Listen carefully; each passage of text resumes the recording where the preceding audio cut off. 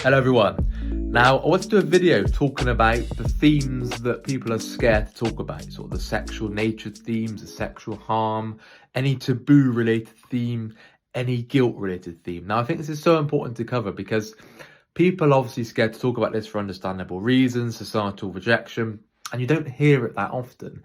If you watch an OCD podcast, if you look at just the standard OCD advice there is, and OCD videos, it's all just sort of very bland, very sort of safe, very comfortable topics. But what OCD does, it goes after things that you don't want to talk about. It goes after those taboo related things, those things that you wouldn't want to speak to people about, things that people may misunderstand or people may misinterpret. That's what OCD is always looking for, that thing, that grey area, that fine line. Did I do wrong? Did I do this? Did I do that? And it's going to go after those taboo related topics. Okay?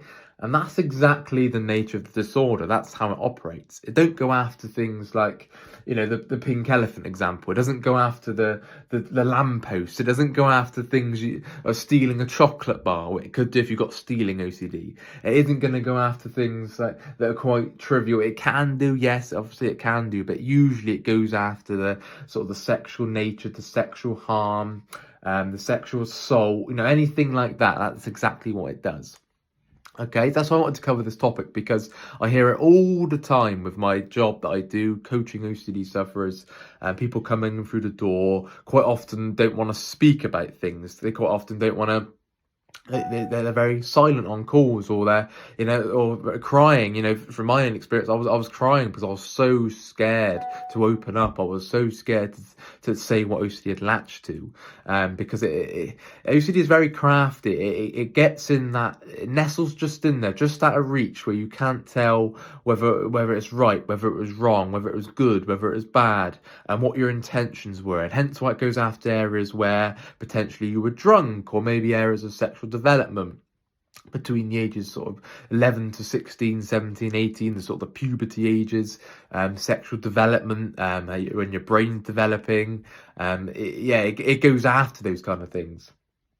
And I hear it all the time. Did I do this when I was younger? Did I do this? And drunk moments as well, where maybe did they consent? I maybe did I take this person home? Were they drunk? Was I too drunk? I did many compulsions around that. Did I search this? Did I click on this video? What was the title of that video? When I was 12, did I do this? Did I say this? Did I act in a way? Did I send this message to someone? It's going to go after things like that. And I'm sure you can relate to these things as you're watching this video. This is why it's so important to cover, because OCD doesn't just go after the bland topics. It doesn't just go after the safe, comfortable things to talk about. No, when people come into me, they're not normally locked in a very chronic guilt cycle, where just every day is 24/7 chronic guilt. From the minute their head leaves the pillow, it's found something else, or, oh shit, how can I speak to someone about that? Because you feel very isolated, you feel very alone, you feel very hopeless. With me, it used to scour the past for real events, for false memories, where I may have broken the law, where I may have acted immorally, where I may have done wrong, where I may have acted badly. Sort of in a nature where it would be frowned upon. So let's say when I was 12 years old, did I do this? And I look back going, oh my God, why did I do that? Completely not understanding that obviously when you're 12 years old, when you're 13 years old, your brain's not thinking that way. So it was always going to go after those things that are frowned upon. Like, did I do this? Did I say this? What was my intentions? Did I deliberately do that? Why did I do that act? Why did I think this? Why did I say that out loud? Why did I ask that person this? Why did I do that? It's going to scour those things. And this is why I went down a confession cycle, because I just got off the phone to someone who we were talking about how confession works, and how confession operates with OCD. Now, I'm going to really go into detail into how it worked with me. So I was locked up with a real event false memory for a good sort of 5-6 years, I would say. Just locked in chronic guilt from everything that I did. Nope, nothing mattered. You did this thing 10 years ago. Nope, you could win £1 million. Doesn't matter. You did this thing 10 years ago. Nope, you could get this perfect career job that you wanted, earning very good money, good income, good financial. Your life could be very good, but no, you did this thing 10 years ago. Nothing else matters. What's the point? Life's pointless. You can't enjoy anything. You don't deserve any peace. You don't deserve to be let off the hook once. You can't deserve to be happy. You don't deserve any joy. You know, I'm sure you're nodding along watching this video because that was me. So I was locked in that cycle for many, many years. Sort of real event, false memory, any sort of sexual taboo. It was going after that from a young age when I was developing through puberty. So I was caught up on a real event, false memory. And I remember confessing all that. I got all off my chest. I was convinced that if I go down to the police, that I get all off my chest and I can be free, then I can go and live my life. And then I can just be punished or face the consequence. And then I could then get the guilt off my chest and live my life. But no, that is the OCD trap. I didn't go to the police station. I just confessed it all to my partner. She was like, what are you talking about? You know, you've got OCD, or you've done nothing wrong. You're not a bad person. I got fed all that because that was reassurance at the time. But that's how it felt. So I confessed it all to my partner because I thought it was the only way of relief, handing myself in, because I thought, how can I possibly get out of this situation? When you're locked in a chronic guilt cycle, it's life and death. It's that fight or flight all the time. From every minute of the day, it's nothing else matters. You've done this. My football team could score last minute. Doesn't matter. You've done this. I could achieve something. I could accomplish something that's amazing, exercise-wise or career-wise, or any sort of. If I was watching a film, it was don't matter. You've done this. If I was reading a book, doesn't matter. What's the point of reading this book? You've done this. You could have something like a holiday book. Doesn't matter. You've done this.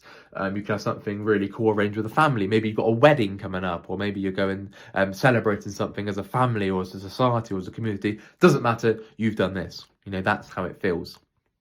Really goes after those things. It really digs its teeth in. OCD really gets a grip on these things, and it makes everything else feel completely meaningless, and you're just racked with guilt 24/7. Okay, so go back into what I was saying. So I confessed everything, and then honestly, within a couple of hours, later on it got less than that. It was like within minutes after confessing, OCD would find something else. But remember when I first confessed, it was a day, because I confessed sort of before I went to bed because I was so locked up in guilt. I was crying. I confessed it all, and the next day I remember not being able to sleep much that night because I felt an overwhelming sense of relief. I thought, oh my god, I've cracked it, freedom! I've cracked it, freedom. Little did I know, I woke up the next day and OCD just boom, it pounced on something else. It found something else when I was 13, when I was 14, maybe something else when I was drunk. Did I say this? Did I do that? Did I act in a way? Did I flirt? Did they consent? Now, how old were they? It goes after these things. So yeah, it found something else when I confessed that, got relief. And what I found, that the more I confessed, the relief lasted longer. So it was more temporary each time, because OCD go, right, he's confessed, what can I find something else? But it didn't matter, because even after I was confessed, it still stayed so latched onto something. It said, nope, you confessed. And then what it used to do is go, yeah, but now they know, so you need to now get their approval. You need to make sure they don't think you're bad. They don't think you did wrong. So I then just asking them questions. And if you had a conversation with my partner, you know, it was tiring, it was exhausting, it was all the time. You know, every topic of each day was OCD this, OCD that. I did this thing 10 years ago. I had this thought during sex. I had this thought during intimacy. I had this thought whilst watching porn. I had this thought walking down the street or out in public, or, you know, there was no limit. OCD would latch to anything. And really those things you don't want to talk about. Okay? Now, it's going to go, like, let's say you're on a night out and you're having a few drinks. It's going to go, right, oh my God, the next day, were they too drunk? Were you too drunk? How did you act? Did they consent? Did they do this? Did you act in a way? What was your intention? Did you deliberately want this? You know, it's going to do that, okay? It really will do that. Now, I'm sure as you're watching this, if you haven't come across this channel before, you're thinking, God, you know, this guy's very real. We are real here. We're very honest. We don't do wishy-washy OCD stuff. We really get in there on what he's going to latch to, because we've been there ourselves. We've all been there. You know, I live with chronic guilt. I know Rob lived with chronic guilt for many, many years. We know how it feels. It doesn't just latch to, oh, I might have done, you know, I might have entered the wrong thing in at work, and now I might have I might lose my job. Yes, it goes after those things, but what I'm saying is it doesn't go after the little wishy-washy things. Oh, I might have said a joke, I might have offended someone. Yes, it can go after these things, but usually it goes after the harming someone, the sexually harming someone, and the taboo-related things, the sort of sexual assault, any kind of abuse. It goes after that, okay? Things that you're not going to just go up to someone and go, oh yeah, I might have done this. No, because hence why you feel locked in that guilt, that hiding a secret. If only they knew, it goes after that, okay? So yeah, and it's important to remember that no matter how many times you confess, no matter how many times you try and get relief, no matter how many times you try and Google, I used to Google all the time, reassured, or if someone's done this, can they be let off the hook? If someone's done that, is their life over? Have they got to hand themselves into the police? I remember looking at laws, looking at the rules all the time, looking at societal perceptions on things. Or what does this group think? Or will this person reject me? Oh my God, I'm at this football match and all these people think I'm bad, all these people think I'm wrong. I used to think these things all the time. I used to ask people. When we're on nights out, I used to speak to my mates when they were drunk. When I was drunk, oh yeah, what do you get these thoughts? Do you get these things in the past? And they go, oh Sam, you just got OCD, you've done nothing wrong, blah blah blah blah blah. But nothing will satisfy it, because the next day it would be something else. The next minute it would be something else. Okay, it's going to scour the past. I remember in the mornings it would be 5 seconds of relief before my brain would click into gear, and then oh shit, remember that thing 10 years ago. Oh, remember that thing the night before. Oh, that thing the week ago. Okay, that's what it's going to do. I used to cling on to that 5 seconds of relief, and then my brain would click in.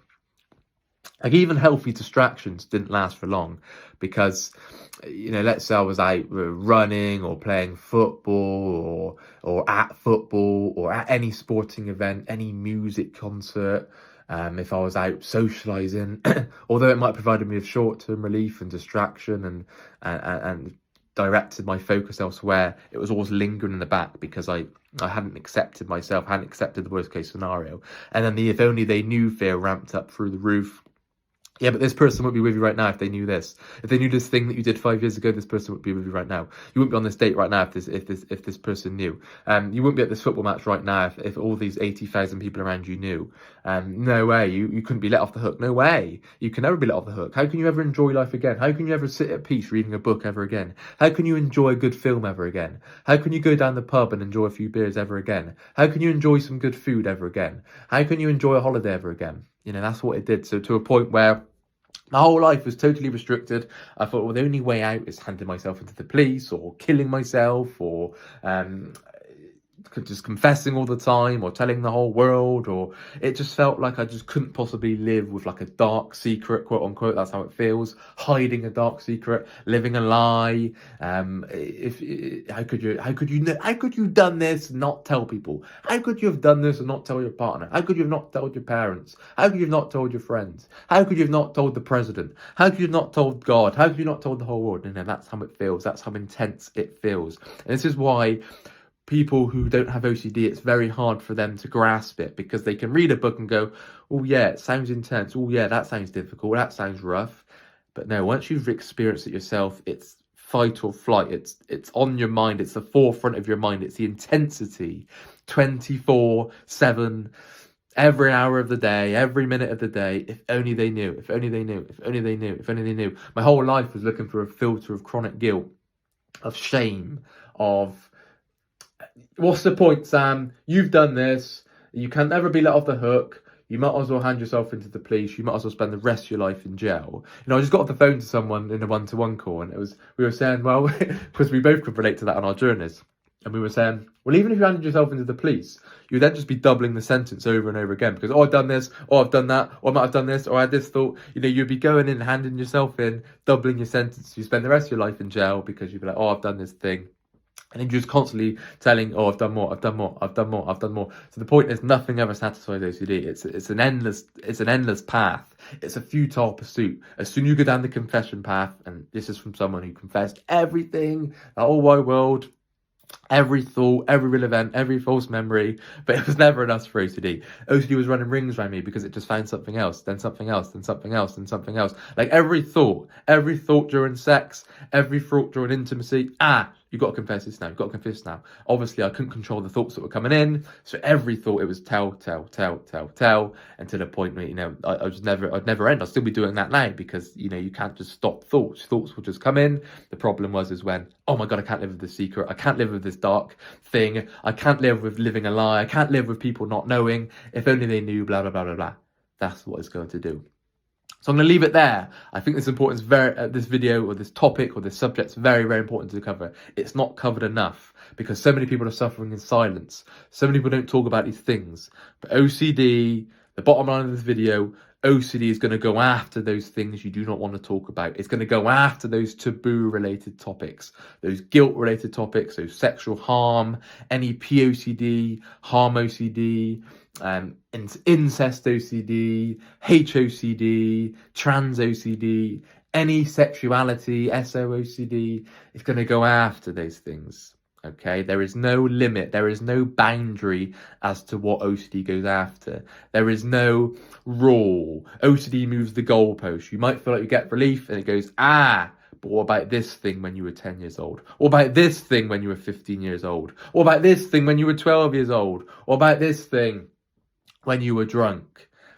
It's going to go after that thing. So unconditional acceptance, as you'll read, or as you'll get in the one-to-one calls with us or the webinars, and once you get in touch with us, and we really break down your fears, see what's holding you back, because you don't have to live a life with chronic guilt. You don't have to live a life in chronic anxiety and chronic panic and chronic shame. All that is our beliefs, our perceptions, our judgment on things. Okay, that is what's keeping you stuck. That is why you feel chronically guilty right now. Okay, it's your beliefs and your behaviors. Okay, it's even if this thing happened 10 years ago, nothing warrants chronic guilt. It's all about how you perceive that thing today, and that's what we break down. So you don't have to live a life of chronic guilt. You can live a life with long-term freedom.